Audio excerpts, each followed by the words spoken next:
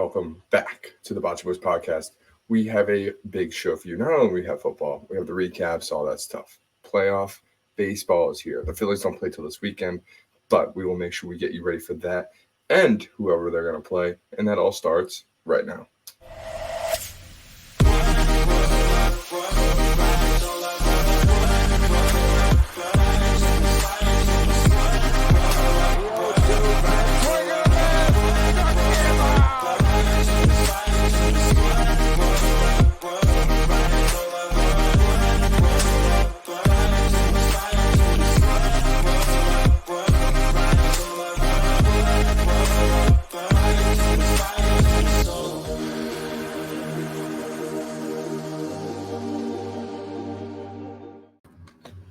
Hello, everybody. Welcome back to the Bachi Boys podcast.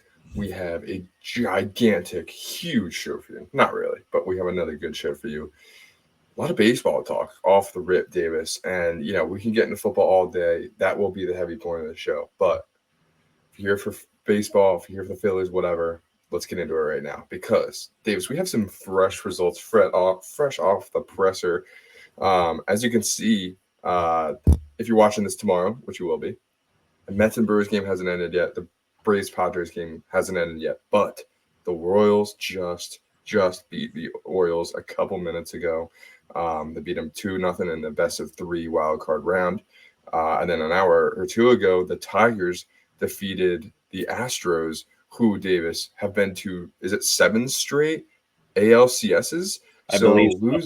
Losing to the Royals to the Tigers in the wild card. Shocker. It's a shocker, Davis. So, with all that being said, how are we feeling about A, it's October, and B, we got some grade A playoff baseball. It's already here. I think one of my favorite things about playoff baseball is those weird afternoon games, starting at 2:30 here Eastern time.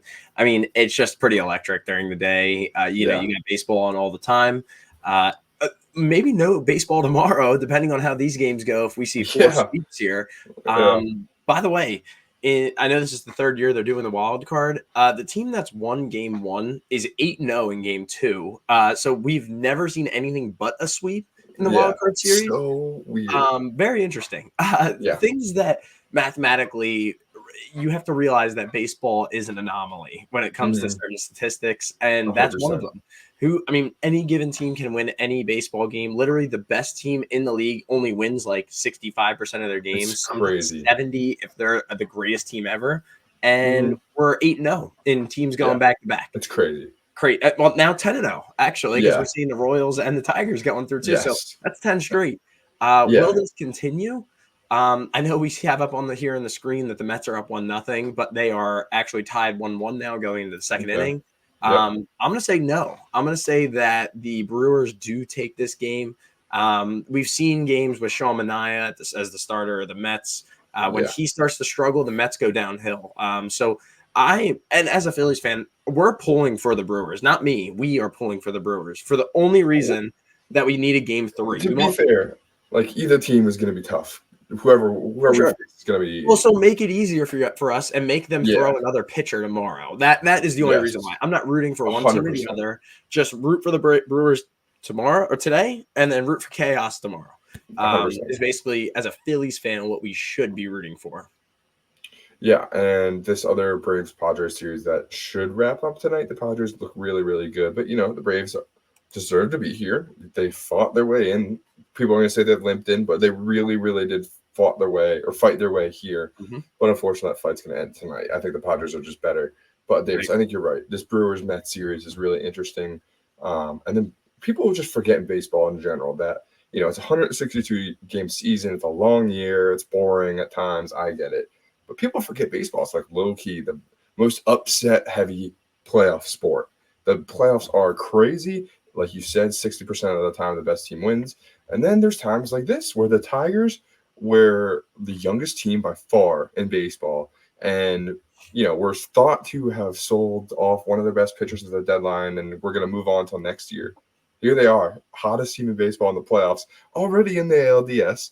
The Royals, coming off a 100-loss season last year, into the second round, ALDS, it's really, really cool. And I think a lot of Mets fans were really pessimistic. And here they are, low-key Team of Destiny vibes, Davis, because, if we had a show on Monday or even if we did yesterday, we would have been talking about the Mets and Francisco Lindor.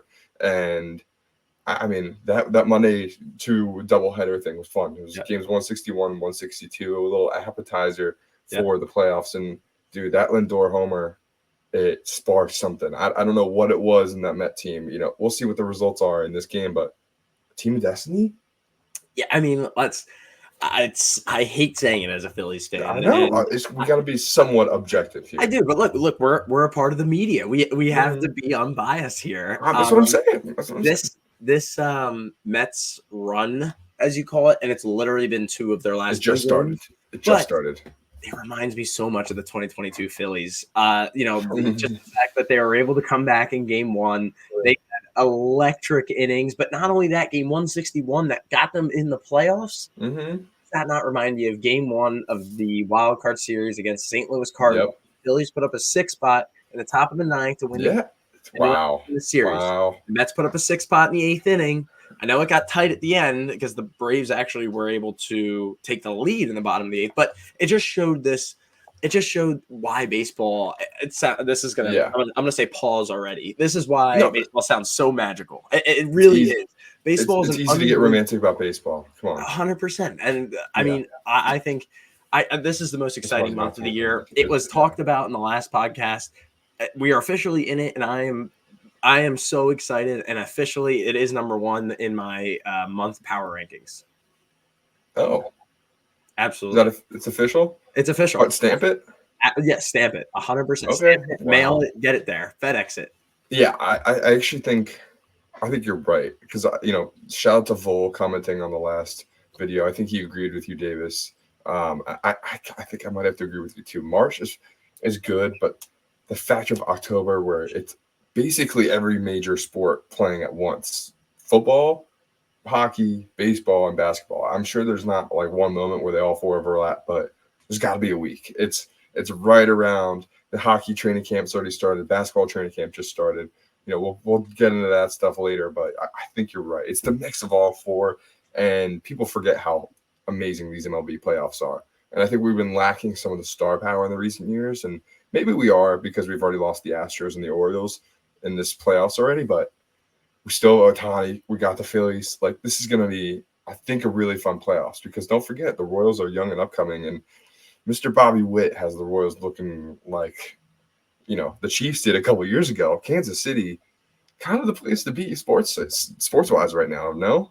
I mean, their pitching staff thinks so. I mean, that we'll get to the Royals in a little bit. We'll talk about them, but they are also a team of destiny, in my opinion.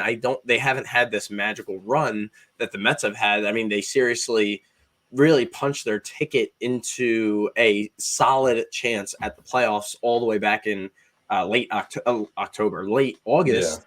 But this pitching staff is unbelievable. Cole Ragans. They're top 2, yeah. Cole Ragans, I think that's how you pronounce his name. Ragans, I think. Ragans, yeah, is a top 5 pitcher in the AL. Seth Lugo is a monster this year. To start the year, he was the most unhittable pitcher in the entire league in the first 2 months of the year.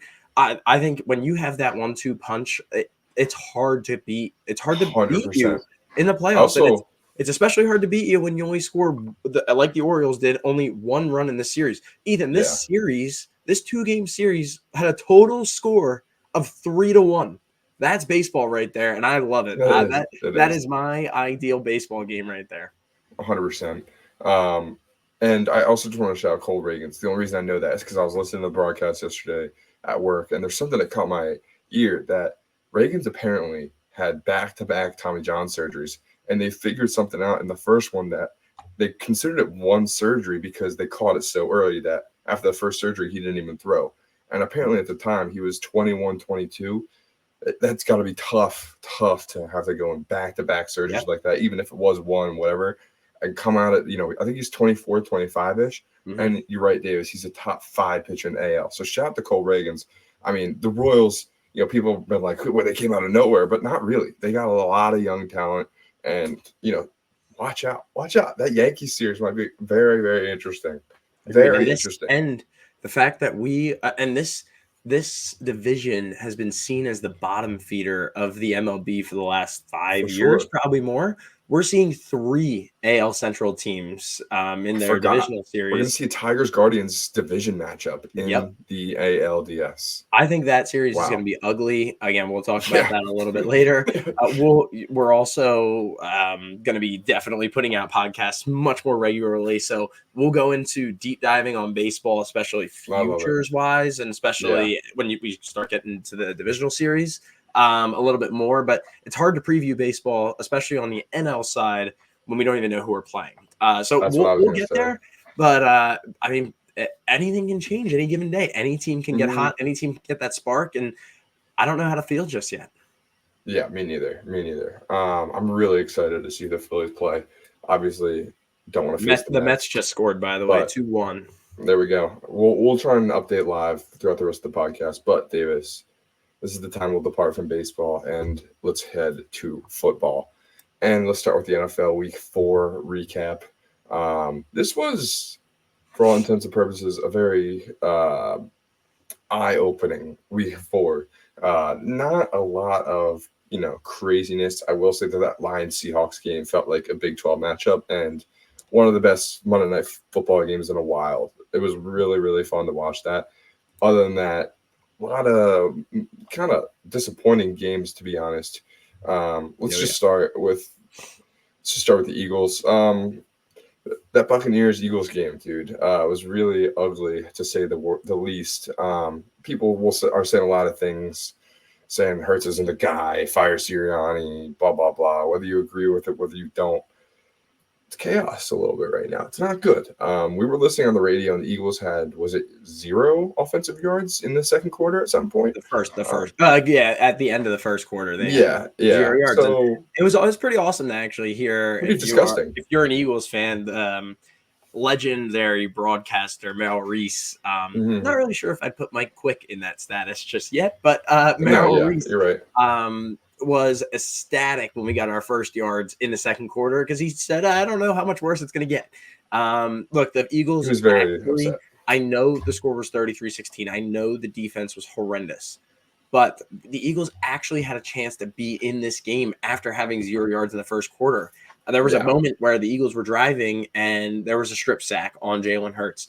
I actually went on and looked at the NFL 22 where you can look at like kind of the play in a much wider angle. Do you have NFL Plus Pro or whatever? Yeah, I don't have it. I just saw some guy on Twitter using it actually of this play that actually ended up sealing the game basically. Yeah. What I learned is that the receivers actually it didn't seem like we're running routes correctly throughout at least that play. And he made analysis on the whole game. Look, Tampa makes sense. They're running a lot of Tampa 2, cover 2. Yeah. Basically just zone if you're not positive about how defenses work. And the only way to beat zone is you've got to find the weak areas because there's only 11 guys on the field. By throwing it. So 2 vertical routes on the same side of the field, up the seam and off the sideline. That should have been thrown. That ball should have been thrown 2 seconds earlier than when Hurts did throw it, try to throw it. And she got strip sacked and it ended the game. I mean, I think there are mistakes on all facets of the game right now, but I think that the most obvious and glaring issue is the defense and the way that we still play this soft coverage. I'm not too worried about Kellen Moore's offense yet. Still, I just think Vic Fangio needs to come in and be a little bit more aggressive. Maybe a lot more aggressive, especially with his ideology of only rushing 4 players every single snap. So I think aggressiveness is definitely what I would take out of this game and being more of it. Yeah. I thought that was a very objective and fair thing for you to say. Good job. I'm not going to do that. Because I was going to get angry. Don't worry. I just knew you were going to get angry. Yeah, I'm just going to do the extreme reaction. That was very nice of you. I think that this team isn't going to make the playoffs unless we fire Nick Sirianni. Look, I'm not a fan of. Trust me. Yeah, I'm not a fan. Do you no, I bring in know. Belichick right away? Like Belichick sitting on his No, couch? no, no. I was listening to Part of My Take. I'm a big Part of My Take guy, and they were talking about like possibly bringing somebody in midseason, and they looked it up, and there was like only one time ever that had happened in the NFL, and it was in like the 70s.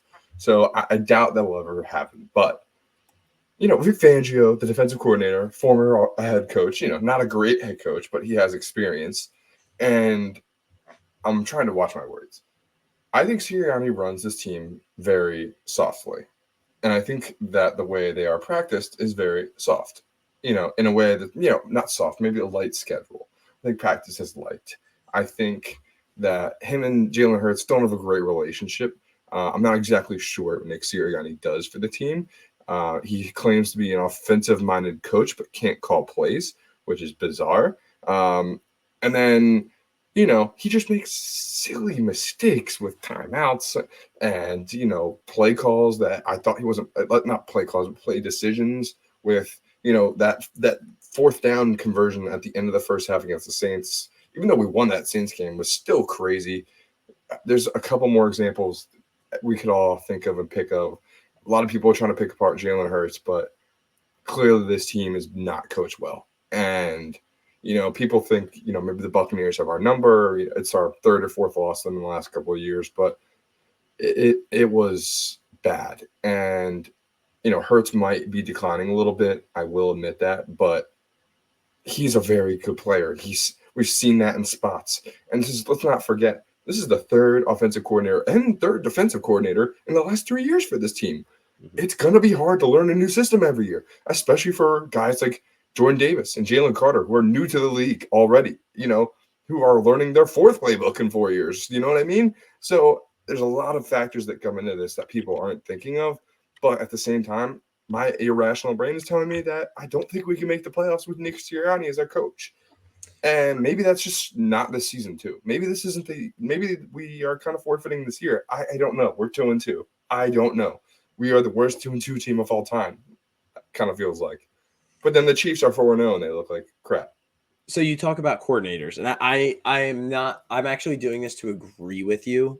Mm-hmm. Just made sure I did a quick Google search before because I want to make sure the stat is very accurate because I understand that this is a very, very heated discussion right now. The Baltimore Ravens, known as probably one of the greatest defensive teams in NFL history, have had 8 offensive coordinators in the last 21 years. So they are filtering out coordinators short of every 3 years. A lot of that is recently. A lot of it is recently. Short of every 3 years. Every D coordinator that they're thrown out there, though, it ends up being a star. Seriously. I mean, at one point they had Rex Ryan. He was a good coach in the NFL. Some people might disagree. They have Mike McDonald, the guy who just went to Seattle, and they just took their first loss of the season. Seems like a good coach. In maybe one of the best games of the entire season. Not defensively, probably for the Seahawks, but no. We're seeing turnover for sure on the coordinator side of things, but it's not because these coordinators are good and getting better. The Ravens, these D coordinators are all becoming head coaches within 2, 3, 4 years. Yes. Our coordinators are actually getting demoted or fired. Well, to be fair, yes. But 2 years ago, it was the case that we lost both of our coordinators to head coaching jobs. 100%. That's why we made the Super Bowl, because those two coordinators. That's what I'm saying. And those two coordinators actually are still doing extremely well. The Indianapolis Colts had a basically a game for sure. Basically a game 163 last year, week 18 against the Texans, and lost the game by not converting on fourth down in the red zone. But we also saw then the Arizona Cardinals make a huge step up with Kyler Murray last year once he got healthy, and they're actually not playing too bad this year. So they've looked good. I don't know. I say that to agree with you and say, yes, we have a coordinator problem, but it all does stem from the head coach, in my opinion. I don't know. Then that's where we go into it's such a philosophy thing, Davis, in the current NFL, where I think people, look at football in a way where it's like dudes hitting each other, when it's like, this is such a strategic game. It's crazy because it's like the things that my mind goes to is, okay, so we have Jalen Hurts. If we're going to fire Nick Sirianni, do we get an offensive-minded play caller? Because that's the kind of way the league is going. You've seen it all over the way. Like, it's just the way it goes.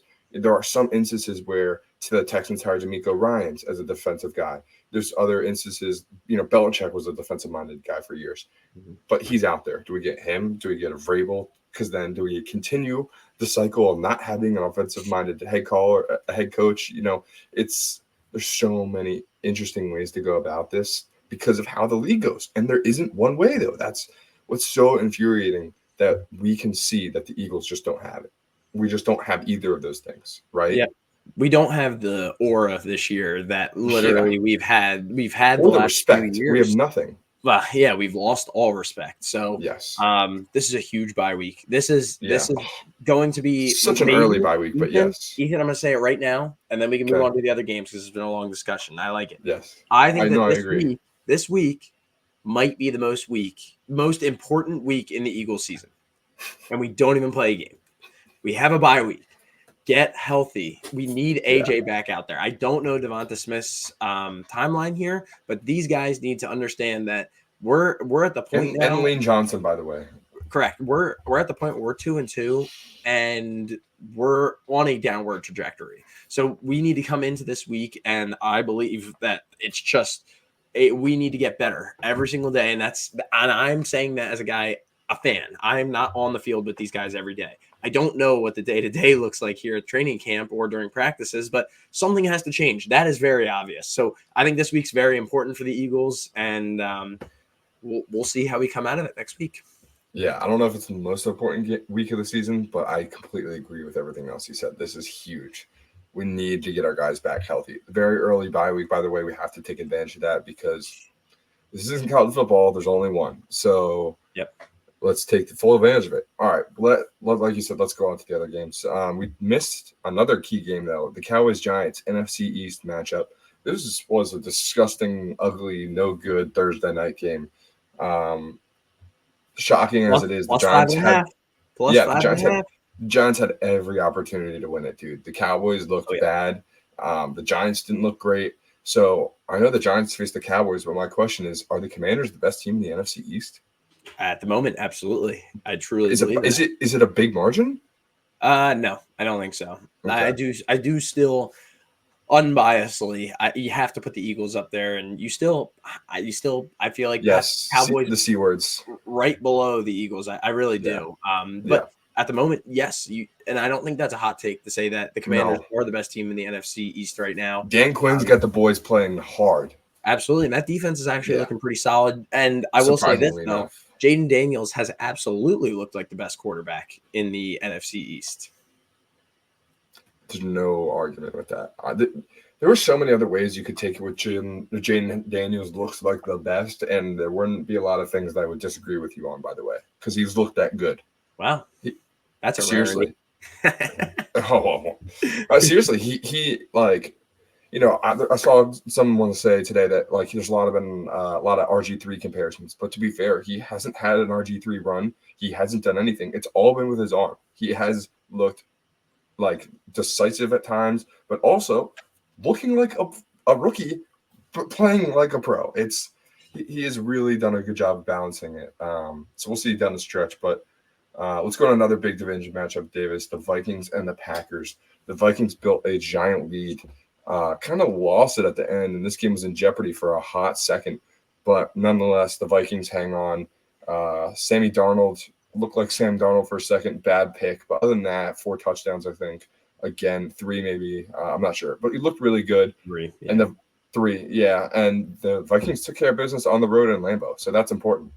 Yeah, I wanted to talk about this one real quick just to say that the Vikings are 4-0, and I don't think anybody in their right minds would have ever thought the Vikings would be 4-0 to start the year. And especially Sam Darnold was the starter. Good for them, Sam Darnold. Yeah. I mean, seriously, it really shows that 2017 QB class, how everyone is really good. Everyone is making a resurgence right now, except Josh Rosen. I don't know what Josh Rosen is doing right now. I actually do know what Josh. I will start the Josh Rosen slander right now. Hold on, I do know what he's doing. He is actually. I saw a graphic of this. He's at the Penn Wharton School of Business. So, shout out to him.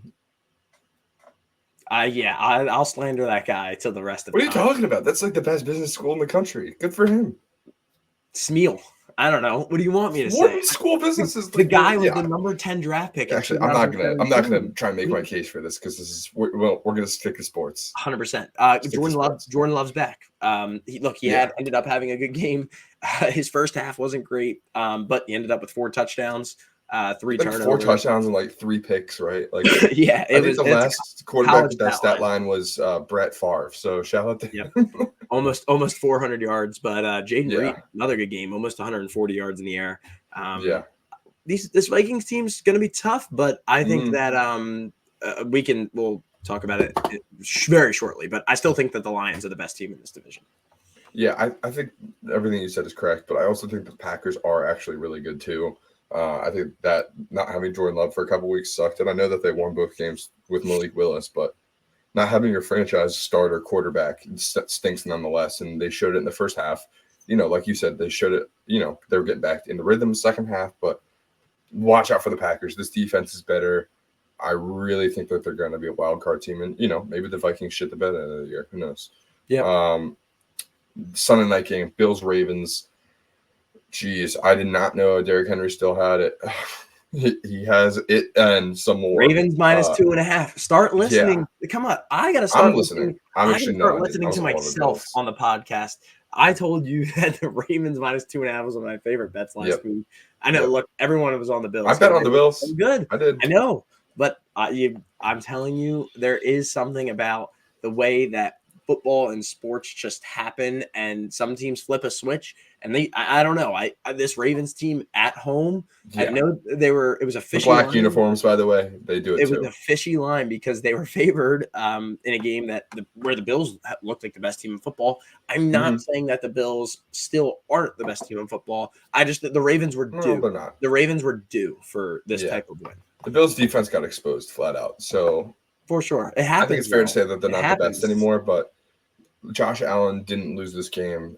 The Ravens won it. So, the Bills have something to look forward to, and that was their first loss. But the Ravens, they had their backs against the wall 0-2 in Dallas 2 weeks ago. And, man, they have come out shooting. I'm very afraid of the Baltimore Ravens now.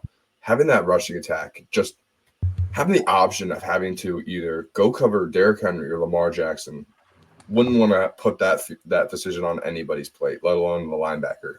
Oh, my Lord. Agreed. People have to start making business decisions when Derrick Henry's running downhill at you.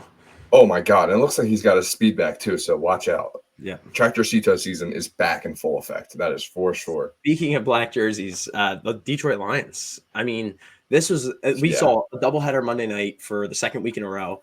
I don't even want to think about the first game because it was ugly. Tennessee ended up beating Miami. Tyler Huntley didn't do it for you? Nah, I really did. Okay. Maybe you don't. I thought so too. I'm not gonna lie. You always have to start listening to me. Okay. I was all over Tyler Huntley. Not my fault though that Mason Rudolph went into that game as the best quarterback on either roster, and he fortunately came in because Will Levis got hurt. He did. Crazy. But this Lions Seahawks game, this game was very interesting, and this game. There's no defense. This feels like a playoff matchup. It really does. It feels like a wild card team in the Seahawks going up against the Lions in the divisional round. And I don't know. This Lions team is really good, man. And I said it from the beginning. Probably one of my favorite bets to actually win the division. They were like plus 130 to start the year. Mm-hmm. You can still get them at like plus 145. They're looking really jump good on that in a heartbeat because I do think what the Vikings are doing is outstanding and good for them. I just don't think it's super legit. I don't think Sam Darnold can do it for 18 weeks in a row. Fair.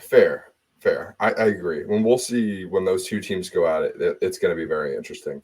But Jared Goff looked like I don't even know what to say about Jared Goff. 18 of 18. I think he had 2 touchdowns. No, 1 passing touchdown, 1 receiving touchdown. Correct. That dot from Amon-Ra to Jared Goff, one of the best throws from a receiver in a game I've ever seen. He put that in the basket. Detroit special, man. Yeah, but shout out to Jared Goff. People have been talking about him for a while now, but got traded to the Lions thinking that they were, getting rid of a contract to start going after Matt Stafford, and they didn't win that Super Bowl. But the Lions really got a good deal with Jared Goff. He, dare I say, might look like an MVP this year so far. He really has looked good. Sure hope so. I got him before the year at 40-1. He's all the way down to about 15. That's a really good pick. I was just thinking about his odds yesterday. But the Lions look good. And then I do want to say the Seahawks were honestly very impressive. Seriously. Like, I thought Geno Smith, he's had his times the last couple of years where he's looked really good, but this felt like a spot where he was like, no, I'm still really good, and I'm going to keep getting better. He had some really, really good throws to DK Metcalf. He was making plays all over the place. And the Seahawks, watch out for the Seahawks. Low-key 100%. Might be the best team in that division right now. 100%. I wouldn't hate taking – I know I just said Seahawks wildcard team. I wouldn't hate taking a peek at that, though, just because of the way – it sounds like the Niners might be down their star running back the whole year. We said it 100%. We said it before the year that – look, the Niners, they're having the Super Bowl hangover, right? We've seen teams do it, but also this stat, it's very complex, but the stat of the fact that they have the worst rest disadvantage in NFL history this year. They're playing short weeks. They have a terrible bye week. It's a made setup for a bad year. It is. All the teams with these bad rest disadvantage, it doesn't work. It doesn't work. That's why I picked the Rams to win the division. Because I wanted somebody else. San Francisco needs something to cry about. That's what I hear. They absolutely do. They absolutely do. But no, they really. Chris McCaffrey in Germany.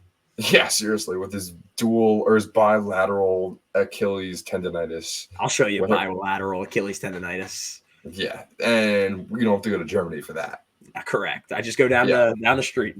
Go to 2930 Felton. Let's move on. Yeah. On to the college football slate, Davis. Not as heavy of a college football slate, but there was one game of the year that me and you missed because, as you see, bottom left, we were at the Penn State game against Illinois. That was, it was a nice win. Big win for the Nittany Lions at home, winning by 14, but it was ugly to say nonetheless. But it was nice to be in the stadium. It was. 100%. The stadium, great atmosphere. White out energy. 100%. Brett Bielema didn't know what was coming to him at all. Look, it was ugly at first. It was 7-7 at halftime. I feel like there were moments in the fourth quarter when it was it still tied in the fourth quarter, or it was still tied pretty late I'm sorry. We missed a field goal. Our kicker missed 2 field goals. But our kicker missed a field goal late in the game. He could have sealed it really for us. We were only up by a touchdown. Illinois got the ball back. I put my head down. I actually felt you rubbing my back be like, it's okay. You just get so down during these games. It's like, we were winning. I felt it coming, but we ended up getting what was basically a pick six, except for the fact that we had a cornerback that just came in and the most unnecessary block in the back I've ever seen in my life. Penn State ends up scoring. We end up winning 21-7. I'll take it. But game of the year. Yeah, Davis. Ethan, prediction for this game. What was it? It was game of the year. And it made out to be completely true. Mm-hmm. And it was. We were unfortunately stuck at the parking lot for Beaver Stadium still because it was a nightmare. But we were able to get a firsthand account from our buddy Scott in the front seat what was happening. And all I heard was, Georgia's up with 2 minutes left. Actually, there's only 30 seconds left. Oh, Bama has the ball, and they're winning now with a minute left. So we did not have a great ability to watch it. But, Davis, I did go out of my way to watch the highlights on Monday morning. And, wow, Ryan Williams. We missed it. Yeah. That receiver. I know he had that really good touchdown, but, he had some other good moves. That kid is a 17-year-old stud. Yeah, that's a very weird thing to say if you don't take it in context. That's not what I meant by that. He's a 17-year-old football stud. He's a really good wide receiver. Alabama's now number one in the country. Number two for Alabama. He's a really good football player. But Georgia, to get back on track, Jalen Milroe. Oh yeah. Jalen Milroe. Jalen Milroe. The arm has, some ways to go. He still has a really good deep ball, but the accuracy isn't there yet. But Davis, stop that. Seriously, he looks so good. I think he's the Heisman favorite right now. which is unfortunate. He's looked really good, but I'm so tired of the best quarterback on the best team winning it. It's bullshit. But Agreed. He has looked so good on the ground. He looks very good in the air, but 2 touchdowns, 100 rushing yards against Georgia this past weekend. He was all over the place, man. I know, Jalen Hurts comparisons, Mike Vick comparisons, whatever you want to call it. Dude looks good. Yeah, he does. He does. 100%. I think that the Heisman Trophy betting odds at the moment are very interesting. We'll get into it. We have a graphic at some point. But look, Alabama 100% deserves to be number 1 in the country. And they came into this game as a dog with, no Saban, and really showed that, hey, Alabama football did not leave with Nick Saban, which I thought was very interesting. But I think that the SEC is so good this year. I mean, we're seeing teams. I know Ole Miss just lost to Kentucky. Tennessee isn't on the screen, but they're good too. Kentucky, for some reason, has had a 1-score game to Georgia, maybe a 1-point game. Was that not 10-9? They're the weirdest 3-2 team of all time. 100%. But then they beat Ole Miss, is what I was going to say. So they beat Ole Miss, but I mean, obviously, SEC takes precedence, in my opinion, over the Big Ten at this point. 100%. We have seen some good Big Ten wins this year. We watched on Friday night. We haven't talked about the Friday night games yet, which we will in a second. But we saw Rutgers take down Washington. I think that's a huge game in Rutgers. We still have our Rutgers-Wisconsin bet. Just saying, that's a lunch bet still we have going on. Who's going to get more wins this year? I chose Rutgers, right? Good. That was dumb. That was dumb. Buddy. Rutgers is undefeated. Indiana is a team that's playing very weird this year. They're undefeated, I believe. We'll see who ends up being the top dogs. But, I mean, Penn State's right there, but absolutely has to prove himself. We still got USC in 2 weeks. Let's take it one game at a time. Yeah, and I will say Georgia has to come out and do something. Carson Beck, I know he's a really good quarterback and, first-round talent, but he had some really, really bad turnovers against Bama. I know that it was a road game and whatever, but like you said, Davis, they were favored going to that game. They have, only won or lost one other game in the last year to Alabama. So there aren't many excuses for that kind of player coming into a game like that. And, he brought them back into the game. They almost won it. They were leading, but I don't know. There's some couple throws in those picks that were really, really bad. Really, really bad. Yeah. Definitely made some plays down the stretch. But, Georgia has a bit of a question mark, I will say. They have to go to Texas later in the season, which will be, I don't know, might be game of the year part 2. Yeah. And then I think Georgia also has to play Tennessee in the second or third last game of the year. So that's game of the year part 3. I mean, Georgia Alabama really has to play them. Alabama has to play them soon. Yeah, actually, in the next few weeks. Yeah, and Georgia, we've given them a lot of credit for being really good, but man, they have a tough schedule. Yep. Really tough. Thank God for the 12-team playoff because I don't know how they would get in any other year. Agreed. Before we move on to the Miami game and the other games. Very quick stat I saw today that I thought was very interesting. Since 2007, Georgia has the same amount of wins against Alabama as the University of Louisiana Monroe, ULM. They both have 1. Georgia has only beat Alabama 1 time in the last 17 years. What? It sounds like a fake stat. It does. They've only beat Alabama 1 time in the last 17 years. Was that the national championship 2 or 3 years ago too? No, Alabama beat. Or no, SEC championship, Georgia won, right? 2 years ago? 3 years ago? Maybe the stat was regular season. Shoot. I have to rescind that now. But I'm trying to think that's probably the last time Georgia won. I'm going to do my research. Move on to Miami. Explain. Okay. All right. Yeah. Miami. Wow. What a game. So Miami was losing most of this game. Comes back. It's tight. End of the game. Miami's winning. Virginia Tech with 7 seconds left. Or before that, actually. Yeah. They're about to attempt a Hail Mary. But before that, Davis says, Ethan, screw it. I'm going to throw $5 Virginia Tech to win because they were like plus 1,500. Well, because I already had Miami. It was a hedge. Yeah, whatever. But I was like, Davis, you're an idiot. Like, that's so stupid. Waste of $5. Virginia Tech throws up a Hail Mary pass, and my God, did that thing get bobbled around. But I initially said no, but it looked like touchdown on the field. It looked like Virginia Tech touchdown on the game-winning touchdown. And I, like I said, initially I was like, no. Then I was like, oh my God, he totally caught that because it looks like he wrestled it away at the end. And the referees took over 5 minutes to go through that, legit over 5 minutes. And then just as I think we were all about to turn it off and go to bed, they were like, nope, no catch.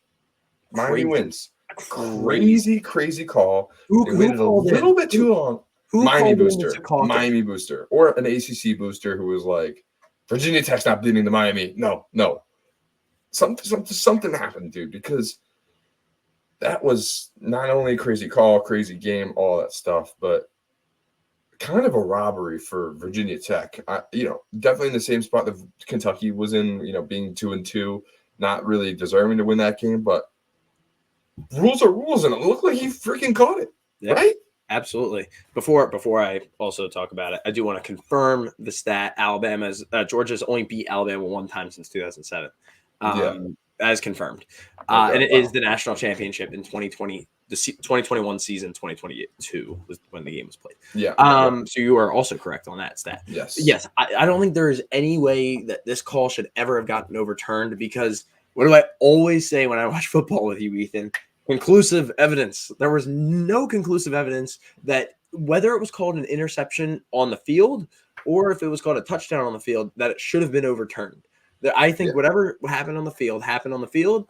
And I don't think that 5 guys in a measly room in Secaucus, New Jersey, I don't know if it's Secaucus, that's just where the NBA does their reviews, should be making the decision for a stadium filled with 65,000 fans and a play that just was a strange play. I don't know. It reminded me a lot of the Seattle Packers, the Hail Mary Russell grew up with the Thursday night game a long time ago, Golden Tate. With the replacement refs, like the refs both did different signs. Very strange. But they just, I feel like I don't know. It was such a strange play. I don't think they should. I don't think they should have called it a touchdown on the field. If I'm being honest with you, it was very quick. It was very quick, but the decision for them to actually call it a touchdown took like 20 seconds. I mean, Miami had already shut the lights off, and all the Miami players were already off the bench. I remember we were all talking about that too. I think the way this game had ended was extremely poor, and I think that judgment should be, deemed upon on those 5. Karma is a real thing. Those 5 employees, 100%. And guess what? Miami plays Cal this week. It's not one of my picks of the week, but I don't hate Cal with the points. Yeah, interesting. Interesting to say the least. Last 2 games I just want to get to real quick. I think we told everybody to take Kansas State against Oklahoma, I believe. Yeah. So I just wanted to confirm that was a good pick. Also, Oklahoma beat Auburn. Yeah, you were all over this. I didn't pick a side in this game. I actually really didn't know what to think, and good for you. Yeah, I was all over them. I live bet them too right before my phone died going into the Penn State game. So just watching the board and seeing they won in the stadium was a joy relief. Also had money on Alabama, so that was nice. But also Oklahoma has like a new quarterback. It was like a scrambly kind of guy. He is so fun to watch. Watch the Auburn highlights. They benched Arnold, right? Yeah, they did bench Arnold. The guy that came in, he's a true freshman. He looks electric. Wow. Electric. Really fun game to watch. All right, Davis, let's get to NFL Week 5 and Week 6 preview. We won't dive too deep into the college football slate this week. There isn't really much to discuss, unfortunately. I would love to dive into it, but there's no games. So let's go through that real quick. Missouri and Texas A&M, probably game of the week, right? I would probably put Michigan, Washington ahead of it. I don't know. Probably statistically, here's the thing. I don't think Texas A&M is very good. I think Missouri could, and Missouri's actually played underwhelming this year. This is at A&M, right? Correct. At A&M, and A&M is actually a favorite in this game by about 1.5. I love Missouri in this game. I do too. It's not in my picks down here below, or our picks It's my picks. It's not in my picks here down below. Love Missouri money line. Hate them, but you can still get them at plus money because I don't think it's going to last there very long. Good call. No, I really like that. Michigan and Washington. Can't believe that's a Big Ten matchup. Something we also talked about last week that we already touched on. Rutgers and Washington were playing each other. And we turned that game on, and that was just one of those things where it's like, oh, yeah, the college football adjustments is real, and they are so weird because Rutgers and Washington being a Friday night conference game, crazy. Yep. So that should be a good one, Michigan and Washington. Syracuse UNLV, low-key a really good matchup. Weird good matchup, but I agree. Really good matchup. I was looking at this game on ESPN, just like the scores thing. I'm just scrolling through it. And Syracuse quarterback leads all their stats, obviously, because their UNLV quarterback just left. Wasn't bad enough. Wait, say it again? What's this UNLV quarterback? He just left. I know. So there's nobody really good. The Syracuse quarterback is the best. Yep, he is obviously rushing quarterback. They are the leading rusher and the leading receiver. I see. So like it's stupid brain shit where it's like, they probably just have a good quarterback receiver and running back, so it goes deeper than that. But I don't know. It's interesting. Syracuse is a good offense. They're frisky, but I think UNLV is good. Haj, whatever the frick his name is the guy that came in for UNLV, sneaky good too. So I think this might be a really interesting game. I know Ole Miss is going to South Carolina, which actually might be a really sneaky good game, but Syracuse and UNLV, book it. Yeah, we've seen these Friday night games be very close, and is this a Friday night game? It is, yeah. Friday night, wow. 9 o'clock. Holy crap! That's a great Friday night game. Again, not my picks down here below, but I'm going to take Syracuse with the points plus 6.5 on this. I think this UNLV team, I know they just stomped. I forget who they played last week, but they UNLV obviously looks pretty good. But I think it's time that they just beat Fresno State. Fresno State, they've looked decent this year. Their only big game was the fact that they only lost by to Michigan. 11 to Michigan or something. I'll take Syracuse with the points. I think this could be a close one, but I wouldn't also hate Syracuse. Dropping a little coin. You know what I mean? I really do. I think Kyle McCord is the best quarterback on this field, and I think Syracuse is very versatile. They can run the ball very well, and their defense can be stifling for sure. Yeah. And then I'm only going to say one thing about the Louisville SMU game because we both had Louisville last weekend. So screw Louisville. Yeah, lost my parlay by 1 point. That was an ugly one. Yeah, they should have beat Notre Dame. All right, on the NFL before we get to your picks of the week. This Thursday night game, Buccaneers-Falcons, should be interesting. It is in Atlanta. Weird one. I think the line is like 1.5 or 2, actually. Yep. I really like the Buccaneers in this game. I'm going to go the other way. I'm actually going to go with the Falcons. We can make a lunch bet on this if we want. I know we don't technically work with each other anymore. I know it's a little tough topic here. But I'm going to take the Falcons. I'll actually take them to -1.5.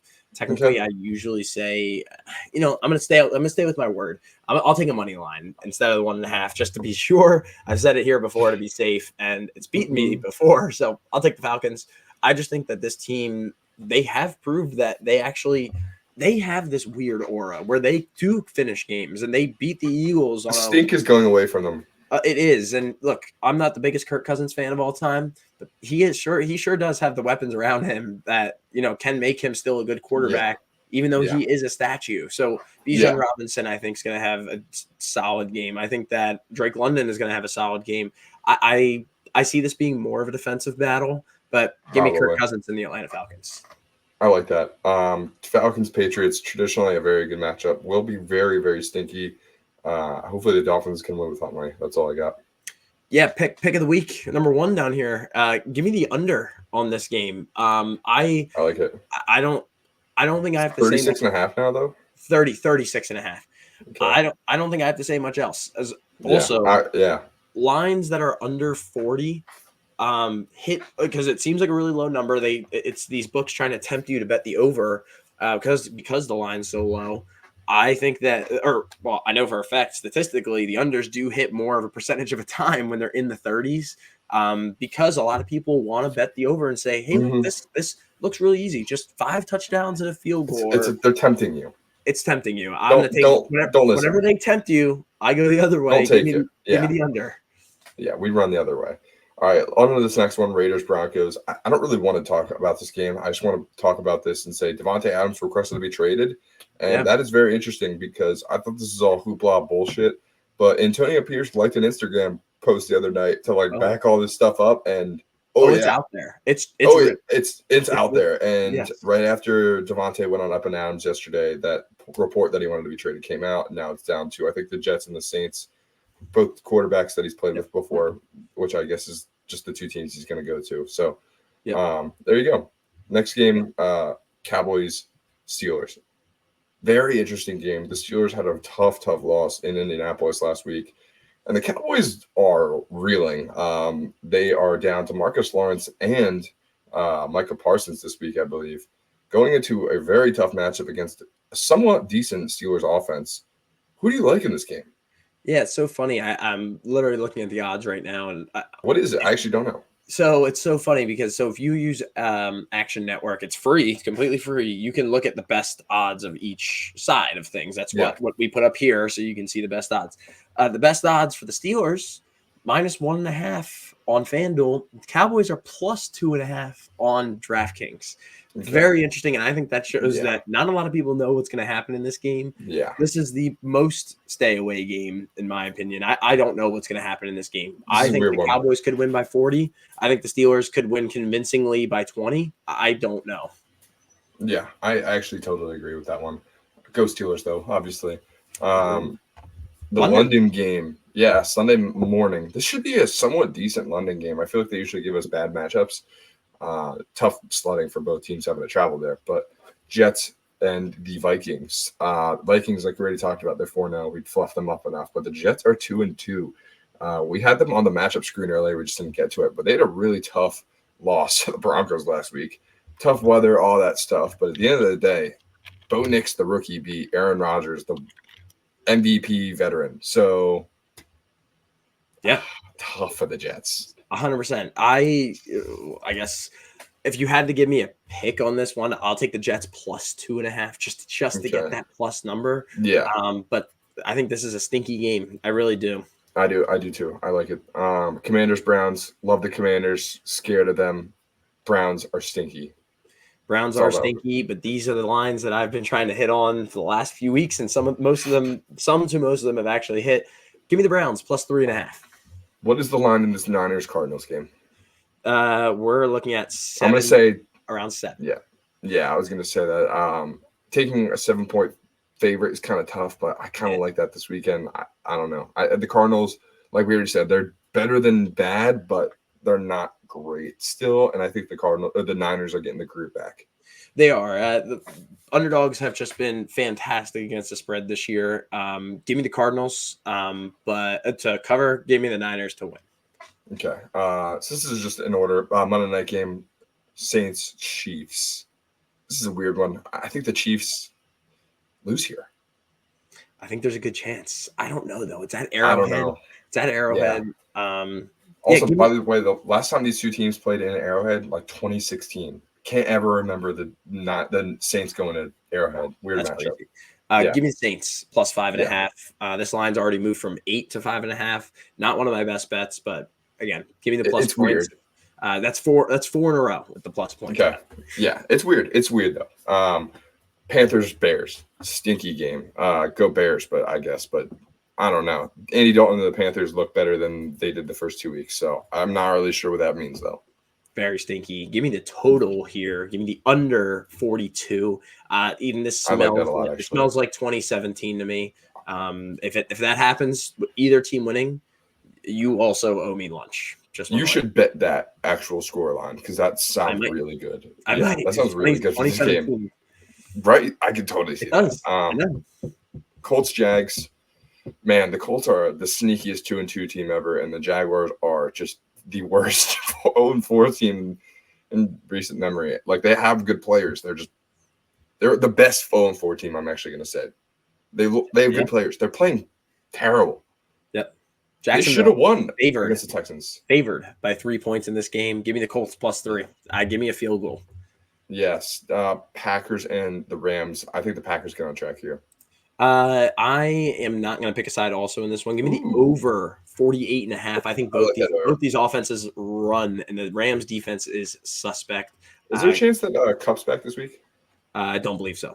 But give me the over 48.5. Smells like a Packers win, and give me 34-24.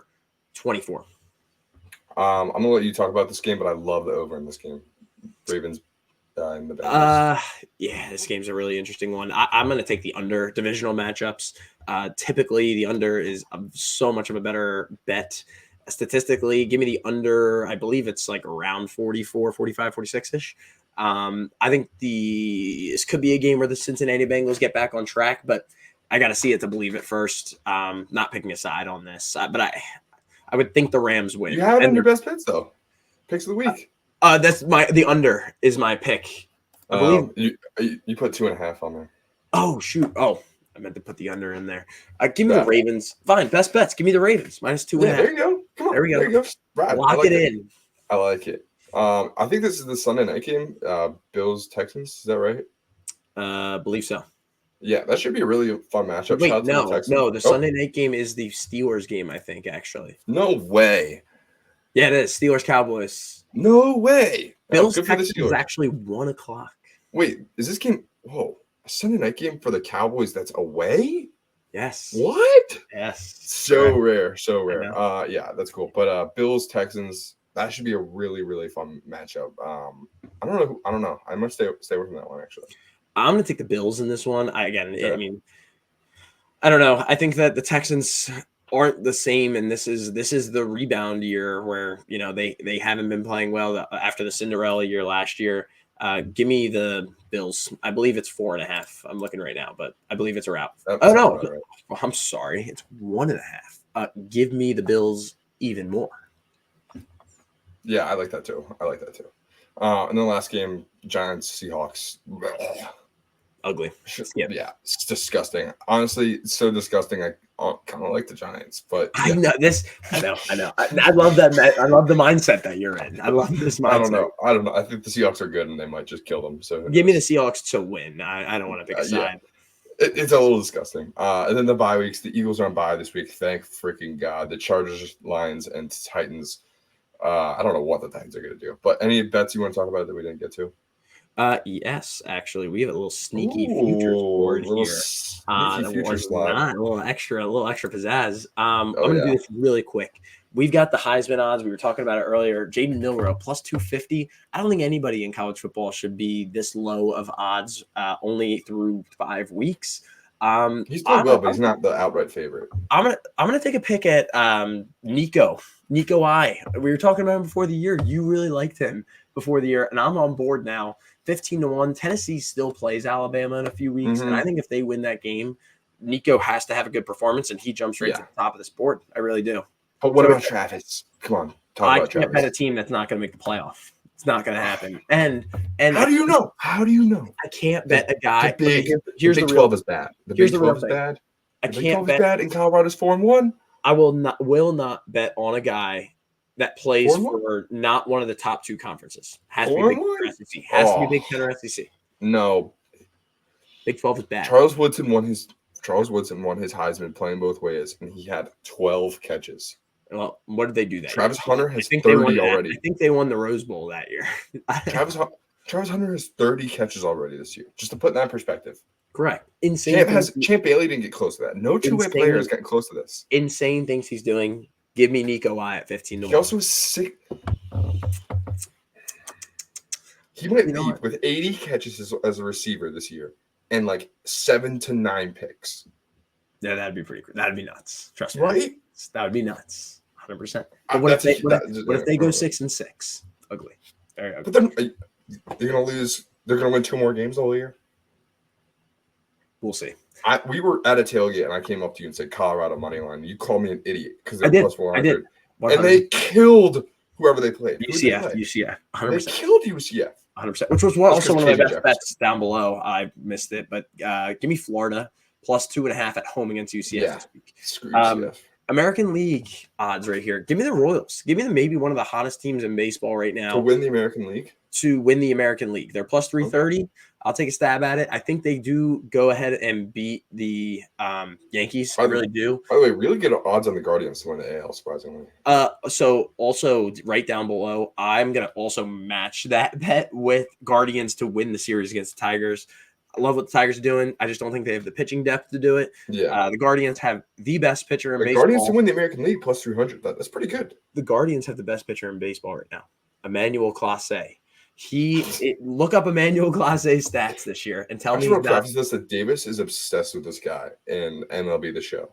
Like we would be playing in this, and I would have a 99 relief pitcher, and Davis would be putting in his 85 Emmanuel Clase because he'd be like, dude, that breaking ball is crazy.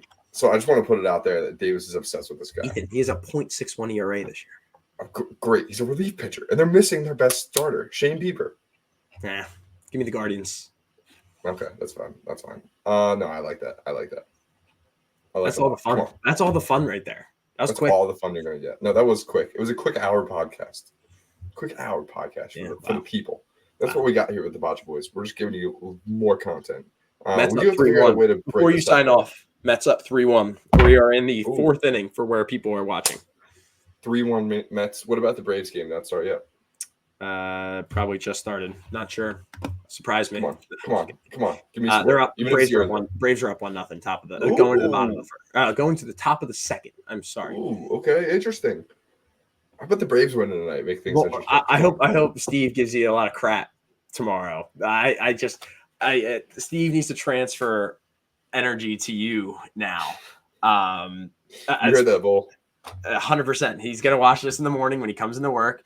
He's gonna be done it by like 8:30, and then you're gonna roll in at like 9:15. He's a lunch guy. He's finishing around lunch now. Come on. You're gonna roll in at like 9:15. It's gonna be ugly. Whoa! 9 o'clock. 9 o'clock latest. All right. Latest. Yeah. But Davis, I'm really excited about playoff baseball. I know like we got a lot of great football coming up this weekend. Not as much college football, but great NFL. But I'm locked into this baseball. We got Phillies starting on Saturday in the NLDS. Whether that's the Mets or Brewers, we'll find out. Hope maybe tonight or tomorrow. But how are we feeling about the Phillies? Like, we gonna win? We going into the World Series? Come on. We'll put a future in. I put a future in. I'll tell you on our next podcast. Come on. I don't know your neck. Yeah, your neck. I don't know. We'll get there. All right, fine. That's fair. Go Birds, right? Go Birds. Psych. We'll see you guys later.